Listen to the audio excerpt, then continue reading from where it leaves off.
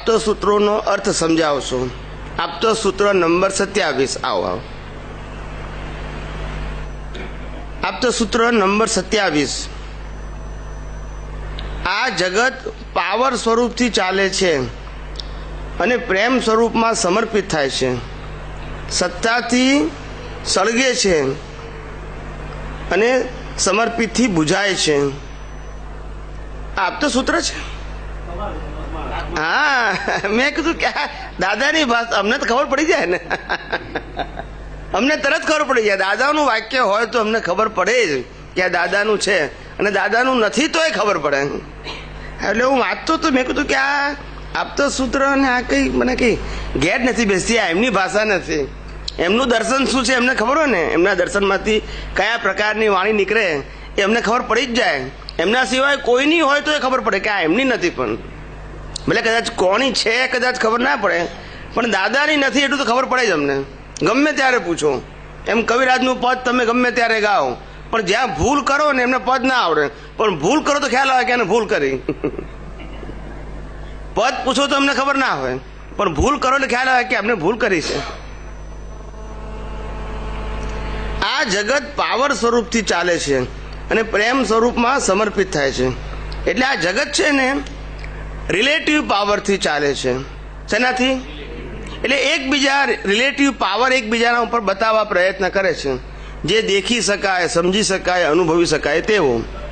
ખરેખર પ્રેમ સ્વરૂપ થવાની જરૂર છે. શું છે? પ્રેમ સ્વરૂપ થાવ તો આ જગત તમને છોડી દે, અને પાવર સ્વરૂપ થાવ તો ટકરામણ થાય. શું થાય? સમજાય છે? આ જગત પાવર સ્વરૂપથી ચાલે છે અને પ્રેમ સ્વરૂપથી સમર્પિત એટલે સમાપ્ત થઈ જાય છે. પાવર, અજ્ઞાનતાનો પાવર. શેનો પાવર? પાવર ખરો, પણ અજ્ઞાનતાનો પાવર, અહંકારનો પાવર, માન્યતાનો પાવર, શક્તિનો પાવર, સંપત્તિનો પાવર, સત્તાનો પાવર. આ બધા પાવર છે. ડિગ્રીનો પાવર, આ બધા પાવર છે. શું છે?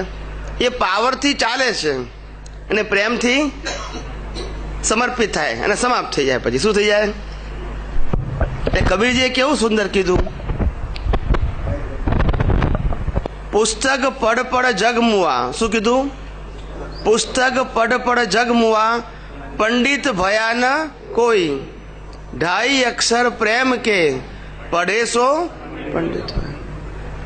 2.5 અક્ષર જો પ્રેમનું આવડી જાય ને તો એ પંડિત થઈ જાય. પણ પંડિત થાય તો એને એડજસ્ટ થતા આવડે નહીં. ખ્યાલ આવ્યો ને? એટલે પ્રેમ એટલે સમર્પણ. શું કીધું?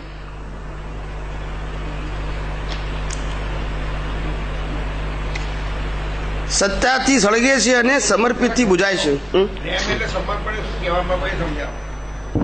પ્રેમ એટલે સમર્પણનો મતલબ થાય આ જગતની અંદર તમને કોઈ પણ વ્યક્તિ કોઈ પણ એંગલથી સ્વતંત્ર કરતા ન દેખાય તો દોષિત ન દેખાય. આ જ આપણું પ્રેમ સ્વરૂપ. શું કીધું? દોષિત ના દેખાય, માટે કરતા ના દેખાય. આ પ્રેમ સ્વરૂપ. આ દ્રષ્ટિ હોય તો રાગ કે દ્વેષ થાય? કરતા જ દેખાય નહીં તો પછી એટલે એડજસ્ટ સંભાવમાં રહેવાનું ઈઝી પડી જાય, નહીં તો ડિફિકલ્ટ થઈ જાય. શું થઈ જાય? પ્રેમ એ કોઈ ભાષા થોડી છે. પ્રેમ એ ભાષા થોડી છે. એ તો સંજોગોમાં વ્યક્ત થઈ જાય. શું કીધું? એનું સ્ટાન્ડર્ડ લેંગ્વેજ નથી હોતી. એવી રીતે આ જ્ઞાનની અંદર આવું જ છે. સેમ તમારો જે સામેવાળા વ્યક્તિને અકર્તા અને નિર્દોષ જોવાનો જે તમારો સ્વભાવ અથવા તમારી જે દ્રષ્ટિ છે એ જ પ્રેમ સ્વરૂપ ઉત્પન્ન કરે છે, અને એ જ તમને સંભાવે નિકાલ કરે છે રિઝલ્ટ સ્વરૂપે. એ ના હોય તો અથડામણ થાય, કશું ના હોય તો એ. સમજાય છે?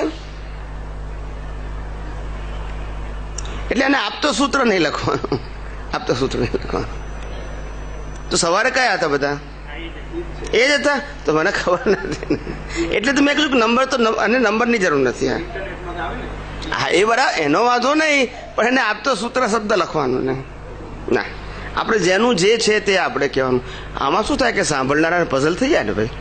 આપણે પઝલ કરવા નથી આવ્યા, પઝલને સોલ્વ કરવા આવ્યા છે, ઊભા કરવા નથી આવ્યા. એટલે આપતા સૂત્ર શબ્દ નહીં વાપરવાનું.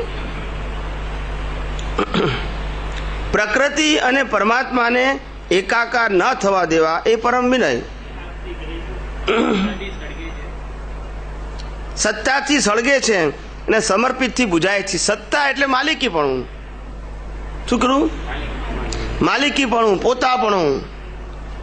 એનાથી આ જગત સળગ્યા કરે છે અંદર. આ જગત કયું? સત્તા અને સંપત્તિથી સળગ્યા કરે છે અંદર. અને જ્યારે સમર્પિત થઈ જાય, બુજાઈ જાય. જે માલિકીપણું છે, કર્તાપણું છે, પોતાપણું છે, એ બધું શું થઈ જાય? તો બધું બુજાઈ જાય. શું થઈ જાય? હળગેલું શું થઈ જાય? ઓલવી જાય. આ હળગ્યા કરે છે.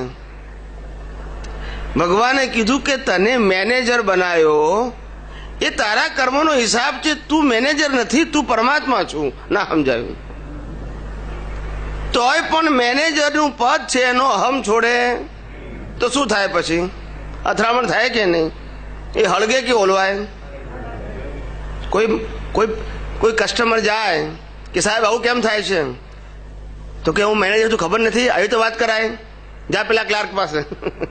એ મેનેજર પણ એનું સમજાય છે.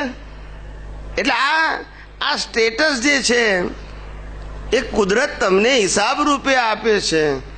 એ તમારે સ્વભાવ રૂપે સ્વીકાર નથી કરવાનું. હિસાબ